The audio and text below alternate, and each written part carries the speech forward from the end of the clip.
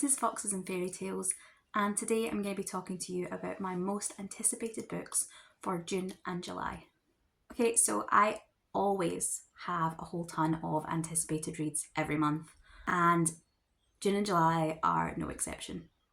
I think there always tends to be a lot of releases this kind of time as we come up for the summer, and I don't know about you, but I'm always looking for things that I'm going to be able to read out in the garden, listen to when I'm out on walks, and generally just I get a lot of reading done over the summer. Does that affect the type of books I pick up? Maybe. I don't think I'm a particularly seasonal reader, but it does affect what comes out, and what comes out affects what I'm going to be in the mood for. So today I have 11 books. Most of them come out in June, but there are also a few that are coming out in July. The first one I have for you, and this feels kind of appropriate to start with, it's a debut, and it is called Crueler Mercies by Maren Chase. This is a queer adult fantasy romance novel that has been getting some really good reviews. After 9 years as the people's beloved princess in the sun-soaked kingdom of Carcia, Vita witnesses the execution of her mother by her father's hand. Forced into exile, Vita fades into obscurity with only her friends, the crows that visit her window. 11 years later, Vita is given a choice to marry an enemy general, granting him legitimacy to take the throne, or to die as the forgotten princess. With time running out, Vita meets Soline, an intriguing lady-in-waiting who introduces her to the powerful but unstable magic of alchemy. If Vita and Soline can learn to control it, and the undeniable spark between them, they could burn the world of men to the ground. This one, I saw a lot of, in the kind of promotional hype, it said it had a lot of feminine rage, queer rage, and that sounds like a great way to spend the summer. And the next one, we're going to lighten things up a bit. It is another adult, but it's a contemporary romance that has been described as being a mix of Brooklyn Nine-Nine and The Charm Offensive. I love Brooklyn Nine-Nine and I loved The Charm Offensive, so I have really high hopes for one, and it's actually one that I have already pre-ordered. He's to Die For by Erin Dunn.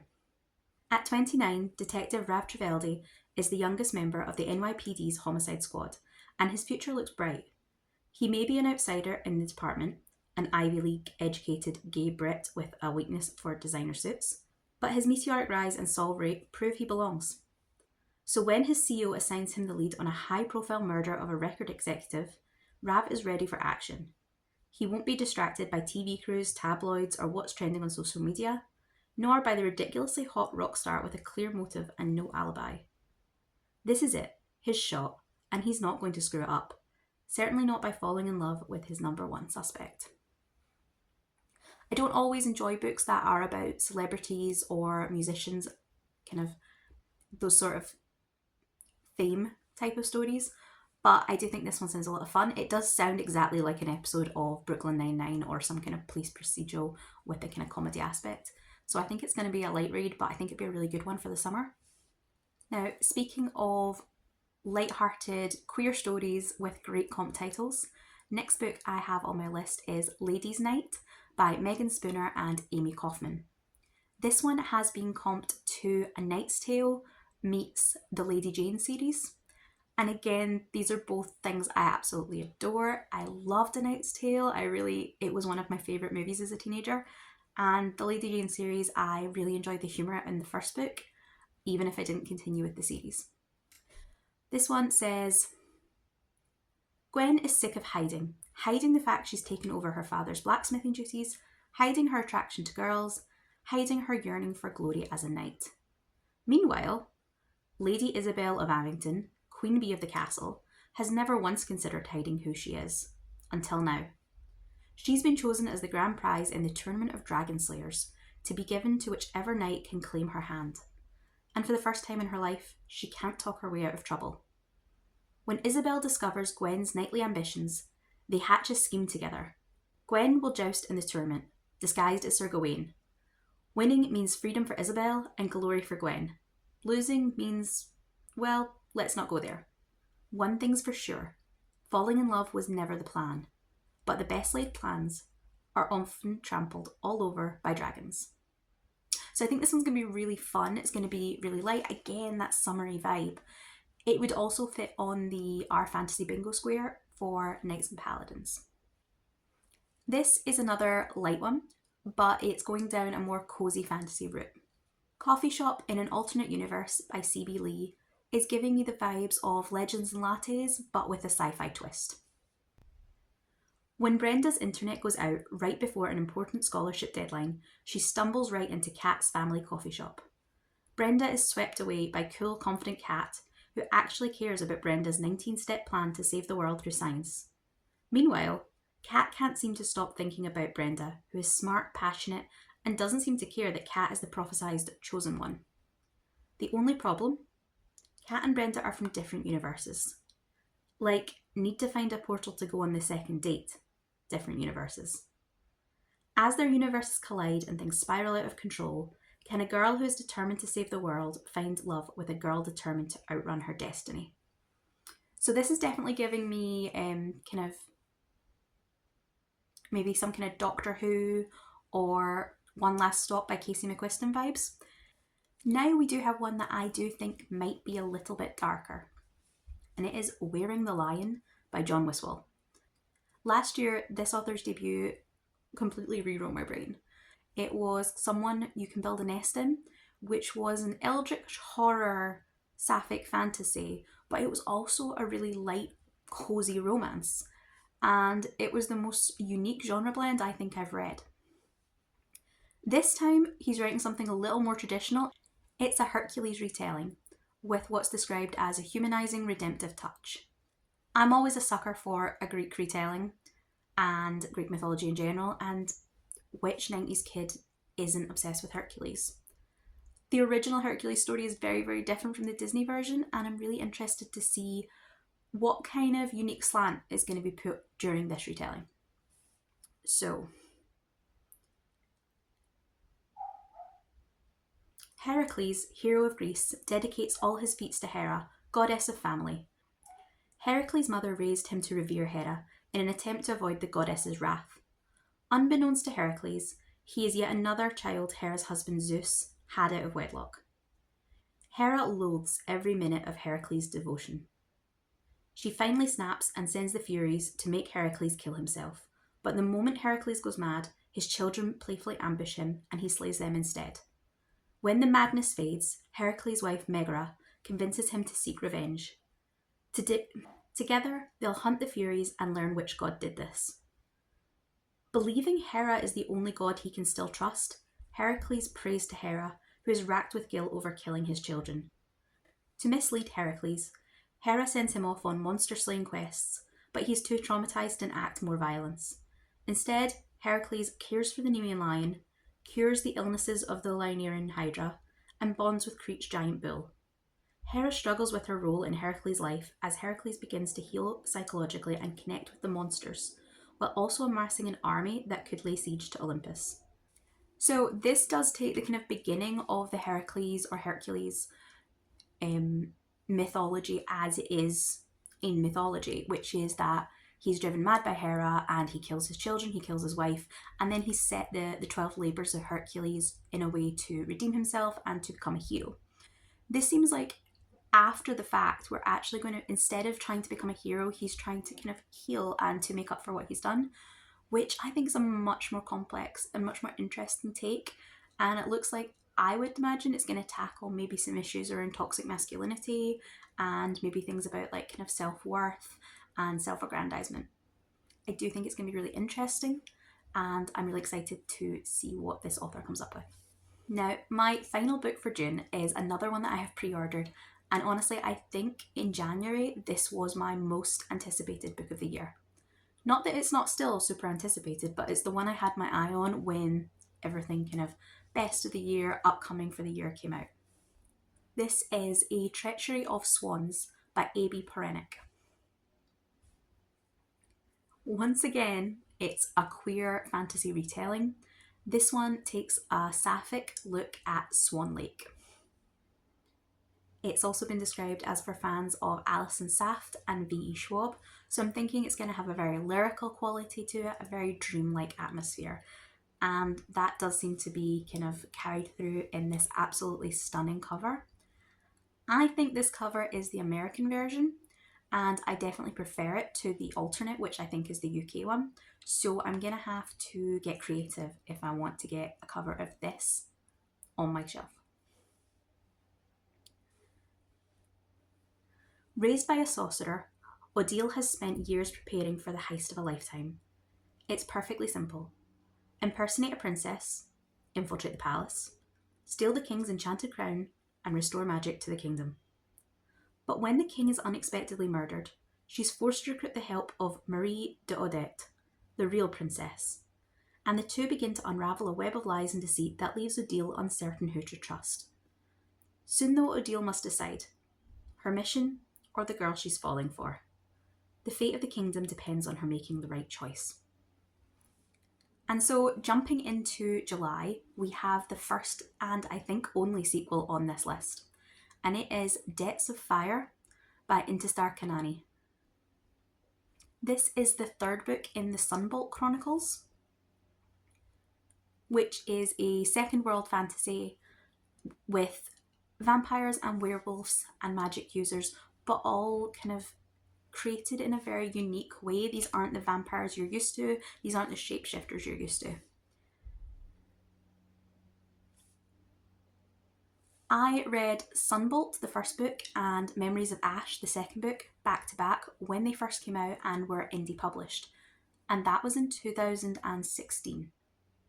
In the meantime, Intisar Kanani has got a traditional publishing deal, and the first two books have been republished with brand new, beautiful covers. She's also released a completely separate series, which had a Goose Girl start and then a kind of sequel duology that was more of a kind of independent fantasy. The Dauntless Path was one I absolutely devoured. I adored the series. It was so clever and so unique and a brilliant YA fantasy. So knowing how much I loved Sunbolt and Memories of Ash, and knowing how much I feel Intisar Kanani's writing has evolved and grown in the 10 years in between, I'm really, really excited to see how she's going to conclude this trilogy. When Hitomi first crossed the burnt lands to rescue her mentor from unjust imprisonment, the Phoenix came to her aid. His price? Release the monster-riddled lands from the curses that have raged there for centuries, a fight more than a few mages have lost their lives to. Now Hitomi is back, her magic bound within her and the High Council of Mages' best rogue hunters on her heels. Luckily for the Phoenix, Hitomi's not about to let little details like that keep her from paying her debts. But when an allied mage wreaks havoc with her plans, Hitomi plunges into a desperate race to stop the work she started. It will take every ally Hitomi can summon, and whatever tricks she has left up her sleeve, to divert the spells of the burnt lands before their cataclysmic power destroys everything and everyone in their path.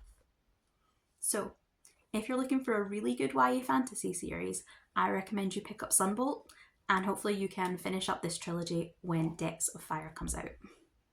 So, I did lie. I have another sequel on this list. And this is, again, and this one is a cozy, without any fantasy elements for a change. The 9th book in the Blue Ridge Library series, Death and the Librarian by Victoria Gilbert, follows librarian Amy Muir and her husband, who is a ballet dancer. And in the past couple of books, they have just had a couple of young children. So there was quite a time jump, I think, between books 7 and 8. And I'm interested to see whether we are now going to stay on a kind of relatively smooth path, or whether we're going to jump about a bit more to show the children aging and to see how Amy and Richard's life is progressing. Obviously there's a murder, but I'll be honest, when cozies start to get to these kind of higher numbers, I'm less bothered about the crime and more interested in the sleuth we've got to know, the community, the town, that sort of thing. And the Blue Ridge series does this really, really well. Library director Amy Muir has always been suspicious of wealthy art dealer Kirk Kendrick. As a close family friend, the ties that bind them are strong, but his murky past is concerning, especially since he is godfather to Amy and her husband Richard's 6-year-old twins. When a visitor to their small historic Virginia town is found dead after publicly accusing Kurt of committing a decades-old murder, Amy is determined to prove that Kurt didn't kill anyone, in the past or the present. But the evidence Kurt's accuser sent to Sheriff Brad Tucker before her untimely demise indicates otherwise. With Amy's own aunt and other town residents corroborating some of the details related to the first murder, and a witness placing Kurt near the scene of the second crime, it seems Kurt is doomed to swift and severe justice. Amidst the fun and excitement of an arts festival that features the premiere of Richard's new dance company, Amy faces her own challenging performance, balancing her work and family life while dancing on the edge of disaster. This is a great series, and I really love the fact that we have such an unusual profession for the romantic love interest. Richard is a ballet dancer right from the start, and over the course of the series he has been building up his own company, and obviously this is what we're starting to see pay off in these kind of later books.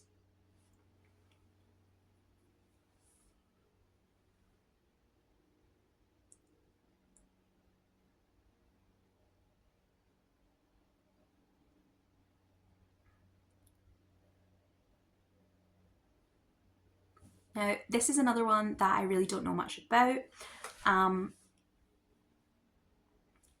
this next one is another one I don't know a lot about. I just thought it sounded really interesting. It's not one I have looked into deeply or pre-ordered myself, but it is The World's Greatest Detective and Her Just Okay Assistant by Lisa Tully. I mean, that's a great title. And the blurb for that one is, Olivia Blunt doesn't want to be an assistant detective for the rest of her life. She's determined to learn everything she can from her mentor and renowned investigator, Aubrey Merritt, but the latter is no easy grader. After weeks of fielding phone calls from parties desperate for the world-renowned detective's help, a case comes across Olivia's desk that just might be worthy of Merritt's skills. On the evening of her 65th birthday party, Victoria Summersworth somehow fell over the balcony railing to her death on the rocky shore of Lake Champlain. She was a happy woman, rich, beloved, in love, and matriarch of the preeminent Summersworth family. The police have ruled it a suicide, but her daughter Hayley thinks it was murder. Merritt is ever the skeptic, but Olivia believes Hayley. Plus, she's desperate to prove her investigative skills to her aloof boss. But the Summersworth family drama is a complicated web. Olivia realises she may be in over her head with this whole detective thing, or she might be unravelling a mystery even bigger than the one she'd started with. So this is going to go a little bit more thrillery than my usual cozies, but I still think it would be a lot of fun. And I'm really interested in the dynamic between the kind of rookie trying to prove themselves detective and their kind of older, established, possibly world-weary mentor. Arcana Academy by Elise Kova is the first in a new series. Elise Kova has been on my to-be-read list forever, I think. I had Air Awakens back on my TBR in 2015, and I've had A Deal with the Elf King on my TBR since 2020. Now, I will be honest, this is listed as a dark academia, and I very, very often do not get on with dark academia. This has a fake dating trope, which is my favourite romance trope, and also has a really unique sounding magic system, so I'm hoping that the two of those things are just going to carry me through and I'm going to have a great time. Clara Greysword has survived the underworld of Eclipse City through thievery, luck, and a whole lot of illegal magic.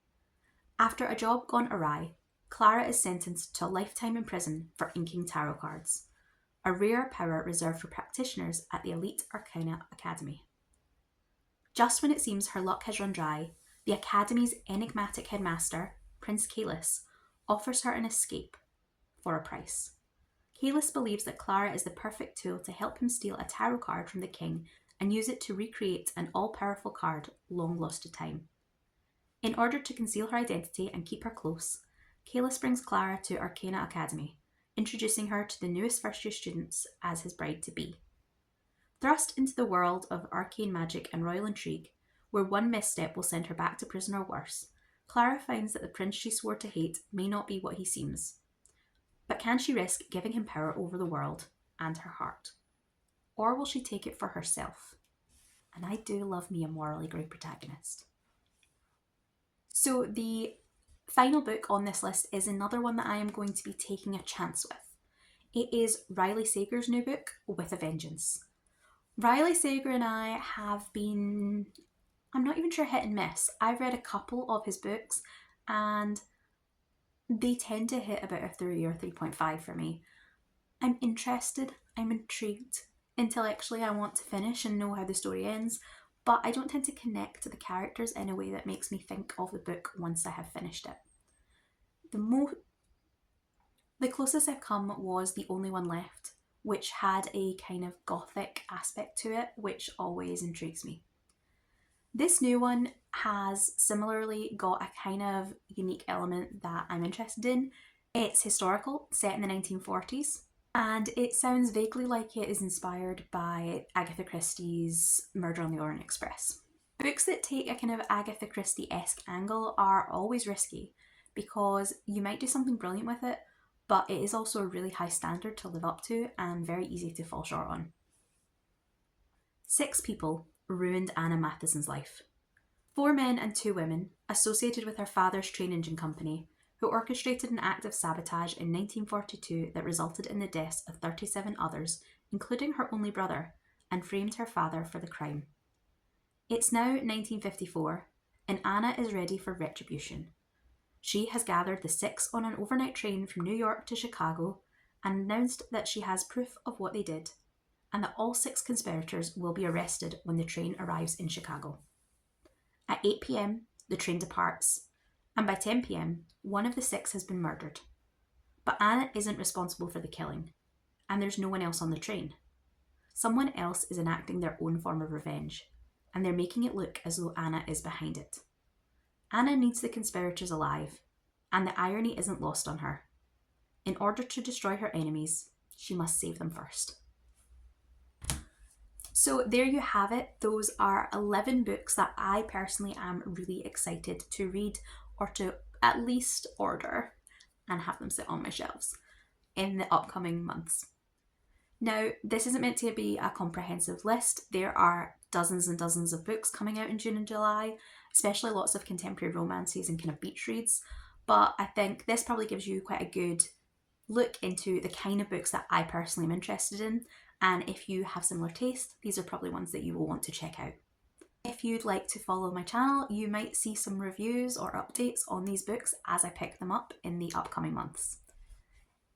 Thank you so much for watching, and I'll speak to you again soon. Goodbye.